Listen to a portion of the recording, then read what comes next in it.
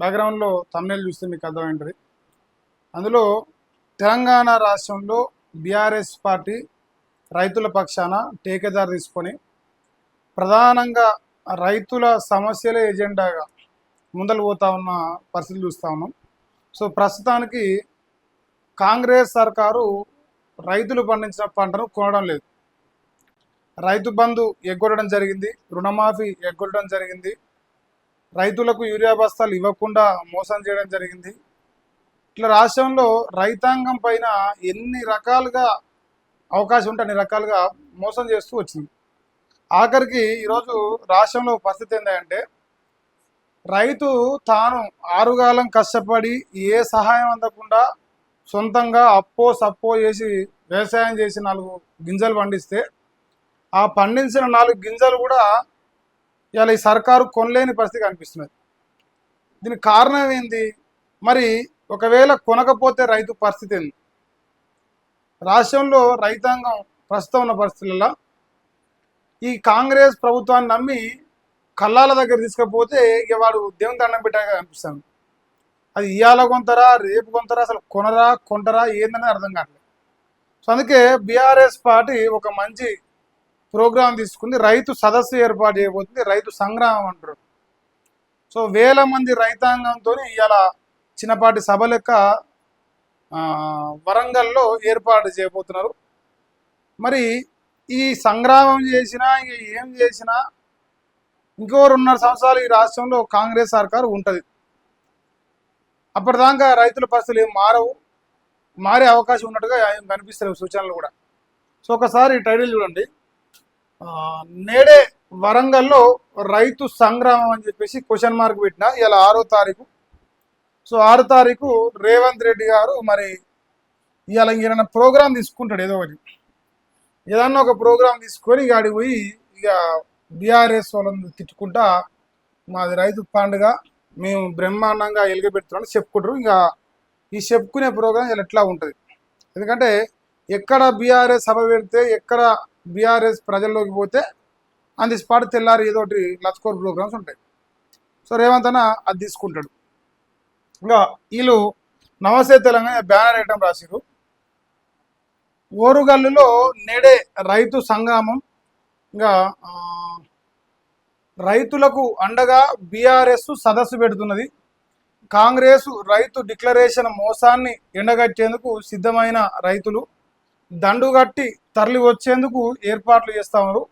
హాజరు కానున్న మాజీ మంత్రి కేటీఆర్ 2022 మే 6న దాదాపుగా ఎగ్జాక్ట్గా 4 సంవత్సరాల క్రితం, 26, 22 4 సంవత్సరాల క్రితం ప్రతిపక్షంలో ఆనాడు కాంగ్రెస్ పార్టీగా ఉన్నప్పుడు ప్రజలకు రైతులకు ప్రధానంగా రైతు డిక్లరేషన్ను అమలు చేస్తామని చెప్పిన హామీ అది వరంగల్ సాక్షిగానే చేసింది. కాబట్టి ఇదే మే 6 తారీఖు 4 సంవత్సరాల తర్వాత అదే వరంగల్ గడ్డ పైన ఇలా కాంగ్రెస్ పార్టీని ప్రశ్నించడానికి బీఆర్ఎస్ ఈ రైతు సంగ్రామాన్ని తీసుకున్నది.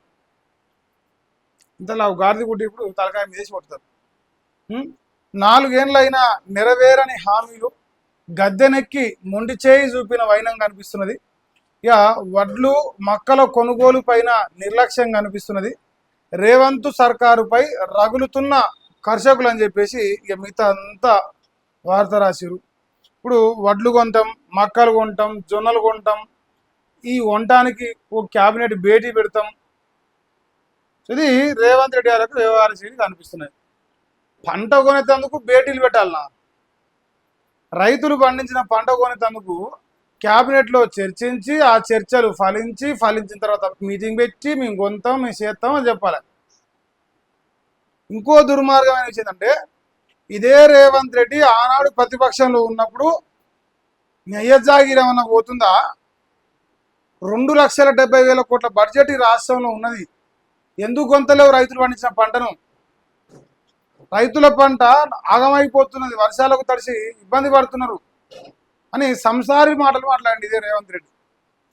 ఇలా మందికి మంగళారతి చెప్పట మనకు శనార్థి అయినట్టు కేసీఆర్కు నీతులు చెప్పిన మొగోడు ఇలా ఆయన ఏం చేస్తానన్నది ప్రజలు అడుగుతున్నారు. ఇదే రైతుల బాధలు కనిపిస్తలేవా? ఏ ఒక్క కాంగ్రెస్ పార్టీ ఎమ్మెల్యే గాను, మంత్రికి కానీ, ముఖ్యమంత్రి కానీ ఎవరికి రైతుల కష్టాలు, రైతుల బాధలు, రోడ్ల మీద పడిగాపులు కాస్తూ ఎండలకు ఎండుతూ వాళ్ళకు తడుస్తూ పంటను అమ్ముకోవాలనే ప్రయత్నం చేస్తున్న రైతు యొక్క కన్నీటి వేదన కాంగ్రెస్ కనిపిస్తలేదా? కనిపిస్తుంది అసలు. ఇగో ఇక కాంగ్రెస్ మేళ కాకి కాకి అట హనుమకొండ ఆర్ట్స్ అండ్ సైన్స్ కళాశాల మైదానంలో సర్కార్ నిర్వహించిన రైతు మేళాలో మంత్రి పొంగులేటి మాట్లాడుతున్నారు. సగానికి పైగా ఖాళీగా ఉన్న కుర్చీలు. ఇది రైతులతో. ఇప్పుడు రైతు అనేటోడు కాంగ్రెస్ వాళ్ళు చెప్పింది వినాలంటే వాని పంట కొనాలి. వాని పంట కొన్నప్పుడు వాడు ఎట్లుంటాడు? సో రైతాంగం రావట్లేరట. ఇక దగాపడ్డ రైతులకు బీఆర్ఎస్ భరోసా ఇస్తుందంట. వరంగల్ జిల్లాలో నర్సంపేట వ్యవసాయ మార్కెట్లో రైతులతో మాట్లాడుతున్న కేటీఆర్ రాబందు పాలన పోవాలంటున్నాడు. ఇది ఒకటి గమనించారు. ప్రజాపాలనని కాంగ్రెస్ చెప్తున్నది. ఇలాంటే రైతుల ప్రభుత్వం, నిరుద్యోగుల ప్రభుత్వం, ఉద్యోగుల ప్రభుత్వం, విద్యార్థుల ప్రభుత్వం, ఇట్లా రోజుకో పేరు పెట్టుకుంటారు. ఫైనల్గా ప్రజలందరి పాలన ఇది. సో దీని పేరు ప్రజాపాలన అని చెప్పారు. మరి ఆయన ఏమంటాడు? ఇది రాబందు పాలన, ఇది పోవాలంటారు. రాబందు పిడుచుకుంటే పిడుచుక తింటానంట, మనకు తెలియదు అంటారు ఆయన. ఇక రైతు బంధువు పాలన రావాలట. ఇదే తెలంగాణ రైతాంగ నినాదం అంట. కుంభకోణాలే సీఎం రేవంత్ విధానం. పంటలు కొనకపోతే రాష్ట్రం అష్టదిగ్బంధమే కాబోతున్నది. కాంగ్రెస్ సర్కారుకు ఒక్కరోజు గడువిస్తా ఉన్నాం. మొక్కజొన్నల కొనుగోలుకు మార్కెట్ తెచ్చిన 22,700 కోట్ల అప్పు సివిల్ సప్లైకి మళ్లింపు. అందుకే కాలయాపన చేస్తూ రాష్ట్ర ప్రభుత్వం భూములు అమ్ముడు, ఢిల్లీకి మూటలు మోసుడు, సివిల్ సప్లై స్కామ్పై సిబిఐ విచారణ చేయించాలి. BRS working president KTR demand చేస్తున్నాడు. వరంగల్, హనుమకొండ, జనగామ జిల్లాల్లోని కొనుగోలు కేంద్రాలతో మళ్ళీ రైతులతోని ముఖాముఖి ఏర్పాటు చేసుకున్నాడు. సో ఇది ఈరోజు ఏర్పాటు చేస్తున్న సభ హనుమకొండ హంటర్ రోడ్లోని సిఎస్ఆర్ ఫంక్షన్ హాల్ ఎదురుగా ఉన్న స్థలంలో రైతు సంగ్రామ సదస్సుకు హాజరయ్యే ప్రతినిధుల కోసం ఏర్పాటు చేసిన ఏర్పాట్లు. సో ఇది ఇప్పుడు ఇవాళ ఈ మీటింగ్ ఉంది కదా, ఈ మీటింగ్ సాయంత్రం ఏదైనా లైవ్ వచ్చింది అనుకో, ఎమ్మటే ఓ మంత్రి గారు, ఓ ముఖ్యమంత్రి గారు వచ్చి కేసీఆర్ పైన తిట్ల వర్షం కురిపిస్తారు. అంటే ఇక అది తప్ప మనకి ఆప్షన్ లేదు. మనం ఈ దాదాపుగా ఈ 2.5 సంవత్సరాల పరిపాలనలో ఏం చూసినామంటే, ఎప్పుడైతే కాంగ్రెస్ డిఫెన్స్లో పడుతుందో ఎమ్మటే కేసీఆర్ మీద తుట్ల పురాణం మొదలైంది. దీన్నే పరిపాలన చెప్పుకుంటున్నాడు రేవంత్ రెడ్డి. ఇది చాలా గొప్ప పరిపాలన, మనందరం సమర్థించాలి కూడా. ఇంకా మీరు చెప్పురే, మరి రైతు బాంధవుడు ఎవరు, రా బంధు ఎవరు? కేసీఆర్ రేవంత్ రెడ్డి? అసలు రా బంధు లెక్క పీడ్చుకు తింటుంది ఎవరు? ప్రజలైతే సోషల్ మీడియాలో పెద్ద ఎత్తున ఎగురుతున్నారు. రైతాంగం అయితే ఇప్పుడు ఈ కొనుగోలు కేంద్రాలకై పోయి మూతి ముందర మైకి పెడితే మన సుప్రభాతం వినిపిస్తుంది. మంచిగా చాలా గొప్ప సుప్రభాతం వినిపిస్తుంది. ఇక యూరియాపై బ్యాన్ అట. విక్రయాలు ఆపేయాలని సర్కారు ఆదేశాలు ఇచ్చింది. లాక్ మోడ్లోకి యూరియా బుకింగ్ యాప్ అట. ప్రస్తుతం పంటల సాగు లేదంటూ సాగులు పెడుతున్నట. ముందస్తుగా పంటల సాగు సన్నద్ధమవుతున్న రైతులకు శరాఘాతంగా సర్కారు నిర్ణయం. ఉద్యాన కూరగాయల రైతులకు తీవ్ర నష్టాలని చెప్పేసి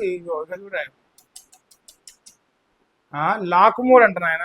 యూరియా బస్తాలు లాక్ మోడ్ అంట.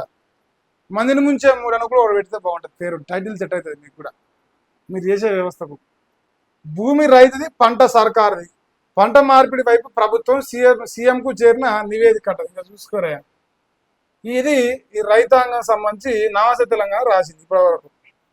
ఇక చివరి గింజ కొనేదాకా సర్కారును వేటాడుతామంటారు. రైతులకు మద్దతుగా బీఆర్ఎస్ ఉద్యమం చేస్తుంటారు.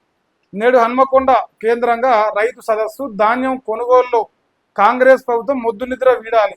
మార్కెట్ నిబంధనలను ఇతర అవసరాలకు తరలించారు. బోనస్ ఇవ్వలేకనే పంట కొనుగోలు బంద్ చేసిరు. సివిల్ సప్లైస్ స్కామ్ వల్ల సర్కారుకు అప్పు పుట్టడం లేదు. పంట కొనేదాకా ప్రభుత్వాన్ని దిగ్బంధిస్తాం. రాహుల్ గాంధీ రైతు డిక్లరేషన్ ఎటుపోయింది? ప్రణాళిక పోతున్నా రేవంత్ రెడ్డికి సోయి లేదా? BRS working president KTR. So ఆయన ప్రశ్నిస్తూ ఉంటుంది. మరి దీనికి సమాధానం ఉందంటే మా కాదు లేదు. మాకు లేదా ఏం చేయమంటే ఇప్పుడు సంపుతారా, పోసుకొని తింటారా? సో ఏదేమైనా రైతుల పైన బీఆర్ఎస్ ఈరోజు ఈ సంగ్రామం ఏర్పాటు చేసి మరి రైతాంగంతో ఏమైనా మాట్లాడతారా? మరి రైతులు వాళ్ళ యొక్క సమస్యలు చెప్తా పోతా ఉంటే వీళ్ళంతా బీఆర్ఎస్ పెయిడ్ ఆర్టిస్టులు అని చెప్తారు. ఇలా అంతా బీఆర్ఎస్ పైసలు ఇచ్చి నడిపిస్తుందా, వాళ్ళ ఓడ రైతున్నాడు, నిజమైన రైతు అంటాడు సంతోషంగా ఉన్నాయని చెప్తారు. అంటే సిగ్గు లేనప్పుడు ఏదని చెప్పొచ్చు కదా, సిగ్గు ఉంటే ఏమైనా బాధ. ఇక ఈ వడ్ల లెక్కలు తప్పు చెప్తున్నట్ట మరొకసారి చూడరా. వడ్లు కొనని చేతగాని సర్కారట రికార్డు స్థాయిలో 1,41,00,000 టన్నుల ధాన్యం దిగుబడి వచ్చిందంట. 1,50,00,000 పోయినసారి, ఇప్పుడు 1,41,00,000 అంటుంది.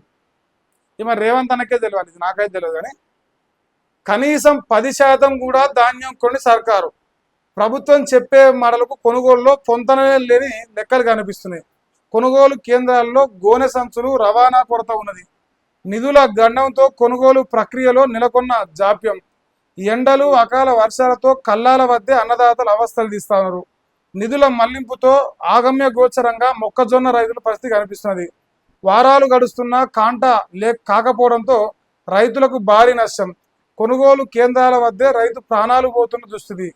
తేమ శాతం సాకుతో అధికారుల వేధింపులు, ధాన్యం కొనుగోలుపై రాష్ట్రాన్ని దిగ్బంధిస్తామని ప్రతిపక్షం చెప్తా ఉంది. ముందస్తు ప్రణాళిక లోపంతో ప్రభుత్వంపై పెరుగుతున్న వ్యతిరేకత అని చెప్పేసి ఒక వార్తను రాసుకొచ్చారు. ఇది రైతాంగం యొక్క పరిస్థితి ఈ రాష్ట్రంలో. ఇక చాలా ఇలా మొత్తం ఆల్మోస్ట్ రైతుల గురించే కనిపిస్తున్నాయి. మరి నేను రెగ్యులర్గా చెప్తా ఉన్నా, పాపం తగిలితే మనకు పుణ్యం తగలదు. రైతు బాధపడద్దు, రైతు ఏడవద్దు, రైతు కంటనీరు చూస్తే రాజ్యం నాశనం అయిపోతుంది.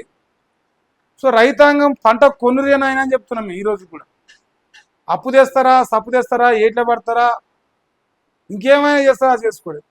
రైతు పుణ్యానికి పైసలు ఇవ్వట్లే, ఆరుగాలం కష్టం చేసి పండించిన పంటకు పైసలు ఇవ్వమంటానికి అంతే.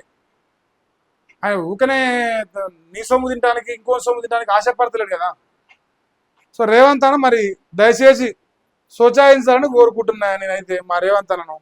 చాలా అంతదే యో రైతులు సస్తున్న వడ్లు కొనుగోలు చేయరా, తరుగు పేరుతో బస్తాకు 5 కేజీలు దోచుకుంటున్నారు. కేరళం ఎన్నికల కోసం వేల కోట్లు ఎక్కడి నుంచి వచ్చినాయి, విద్యార్థుల ఫీజు రియంబర్స్మెంట్ నిధులు ఏమయ్యాయి, మోడీ సభను డైవర్ట్ చేసేందుకే సిబిఐ డ్రామాలని కేంద్ర మంత్రి బండి సంజయ్ మాట్లాడుతున్నాడు. ఇప్పుడు రైతులు చస్తున్న వడ్లు కొనాలంటే కొనం కదా, మన చరిత్ర మొత్తం కదే. కొంటరా నమ్మకం ఉన్న వాళ్ళు నాకు కామెంట్ సెక్షన్లో చెప్పారు. రేవంత్ రెడ్డి కొంటడా పంట, ఇన్ని మహేష్ గారి అబద్ధాలు చెప్తా అనుకున్న వాళ్ళు నాకు కామెంట్ పెట్టారు, చూద్దాం. ఇంకా మక్కల కొనుగోలుపై ఆంక్షలు ఎత్తివేయాలట. ఖమ్మం గడ్డపై కాషాయ జెండా ఎగురవేస్తాం. మరి ఫసల్ బీమా లేక రైతులకు తీరని నష్టం వస్తుందంట. మరి మోడీ సభను విజయవంతం చేయాలంటున్నారు. ఈయన కూడా మక్కలు, జొన్నలు, మేజర్గా వరి, ఈ 3 పంటలు ఇప్పుడు కొనాలనే డిమాండ్ వస్తున్నది. ఏం చేస్తారు? ఏం చేయలేరు. మీరు మా చేతులు ఉంది కదా, ఇది కదా, ఇదదే. కాంగ్రెస్ ప్రభుత్వం రైతులను వదిలివేసిందంట. రైతుల హామీల అమలును పూర్తిగా విస్మరించారట. ఇగో ఈ గడపాయన చెప్తాను చూడండి, తడిసిన ధాన్యాన్ని కూడా కొంటారట. నాణ్యత సాకులు చెప్పి కొనుగోలు ఆపకూడదట. ధాన్యాన్ని పారాబాయిల్డ్ మిల్లులకు తరలించాలట. 2,001 కోటి రైతుల ఖాతాల్లో వేసి అంటుండు ఉత్తమ్ కుమార్ రెడ్డి చెప్తావు. 2,001 కోట్ల రూపాయలట. ఏమేసిర్రో ఏం కథ తెలియదు కానీ ఎవరికి వేసిర్రు అని. మరి రోడ్ల మీద ఉన్న మీరు రైతులకు వేసిందే 2,000 కోట్లు దాటితే మరి పంట కొనని లెక్క ఇంకెంత ఉన్నదా, అది కూడా చెప్పరు, పని అయిపోతుంది. ఇగో ఈయనేమో అబ్బో సన్న ఓట్ల కంటే 500 బోనస్ అంట. నీ బోనస్ బోర్లయ్యా, బోనస్ కాదయ్యా స్వామి, పంట కొనవా అంటారు. నీ బోనస్ ఇచ్చినా సచ్చినావు కానీ నీ బండించింది కొనరా నాయన తర్వాత ఉంటారు. మనం బోనస్ కాడి శనిపాడిగా ఇంత పరమానంద శిశుడు 30 తెలంగాణలో. ఇప్పుడు ఇది వెలుగు పత్రిక. ఈ పత్రికలో ఈ వార్త ఎక్కడైనా ఉందా? రైతాంగం లేరా, రైతులు కనపడలే. సో ఇంకొక ఆయన అంటే ఈయన పెదపాలేరు, పెదపాలేరు ఈయన రాసిన రైతుల గురించి రాయరాయ వాళ్ళకి రైతులు ఎందుకు చెప్పరు? అబ్బా, రైతులు కానొస్తలేరు వీళ్ళకి. ఎందుకు కానొస్తారు? ఎన్నికలు వస్తే కానొస్తారు. ఎన్నికలు రాలే కదా. రైతు బంద్ వేసిండు, రుణమాఫీ వేసిండు, పెన్షన్ వేసి ఈ చెప్పేటందుకు పనికి వస్తారు వాళ్ళు. నిజాలు చెప్తే వాళ్ళు మనుషులు అవుతారు కదా, నిజాలు చెప్పరు కదా.